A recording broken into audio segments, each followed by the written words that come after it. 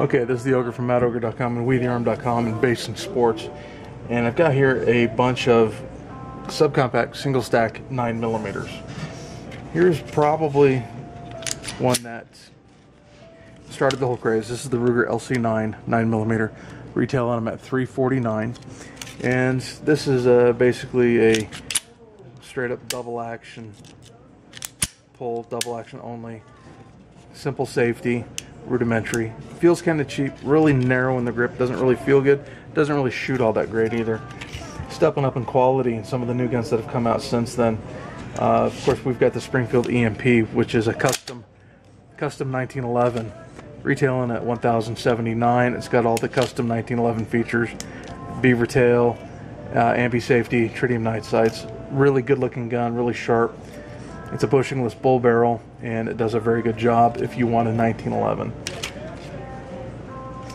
SIG came out a while ago. They came out with the 290, which is double action only, tritium night sights. It comes with a laser module in this kit and 2 magazines, one flush fit, one extended. Gives you more fingers on the grip, a little bit more control, allows you to get a little more accuracy out of it.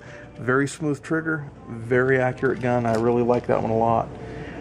Beretta came out with their Nano a long time ago, but it's only really starting to really hit the dealer shelves nowadays. The Nano is a very simple gun, very smooth-sided, because they pretty much just left the part off of the gun. There's no slide release, so if you lock the slide back, you got to drop the magazine, and then of course you just slingshot it with a fresh magazine, or you can lower it and then put the empty mag back in, whatever you want to do. 3-dot sights, striker fired, kind of like a Glock. You got the safety lever right there on the trigger. It's good if you're a Beretta fan, or if you've always wanted a Glock 26 that was a single stack. This is probably the closest thing that you're ever going to get. We've got the Kimber Solo, really sweet looking gun, very elegant, very small, very smooth, retailing at $699. Probably the nicest gun of the bunch. A little melt job, very elegant. I don't know if this is something you're going to want to take into the shady parts of town. It's kind of like taking out, really nice girl, bishop's daughter, the preacher's daughter. You're going to take her to the wrong side of the tracks, might not be appreciated. I don't know. It feels a little awkward and uncomfortable because it's too nice to carry around. But great little carry gun. Very simple operations, very smooth, and very well, one of the best of the bunch. Represented here in the blue is the Smith & Wesson Shield, because we've sold out of them and all we have left is the blue trainer gun. Very narrow, yet has a good amount of grip on it, right or left-handed. It's very good. You've got safety lever and of course your standard M&P takedown. The safety lever has been a little controversial. Think of it as the mole on Cindy Crawford's lip. It's there, but you can just totally ignore it because it's got so many other good qualities. A little mole is not a deal breaker on this one. Very nice little gun, feels great in the hand.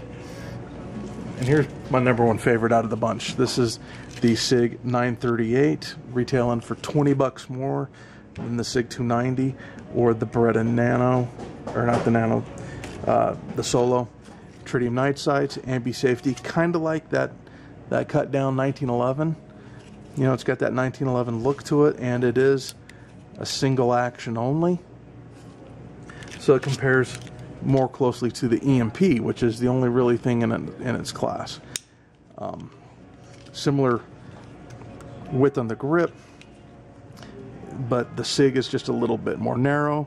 I think it's got better sights, and it is definitely, you can see, a much smaller gun in every dimension. But you still have that same trigger guard size. If you can handle a 1911, get your finger in there. The EMP, you'll have no problem on the little SIG. I think the little SIG is a better gun for deeper concealment if you need the deeper concealment. And overall, between the two, 1,080, 719.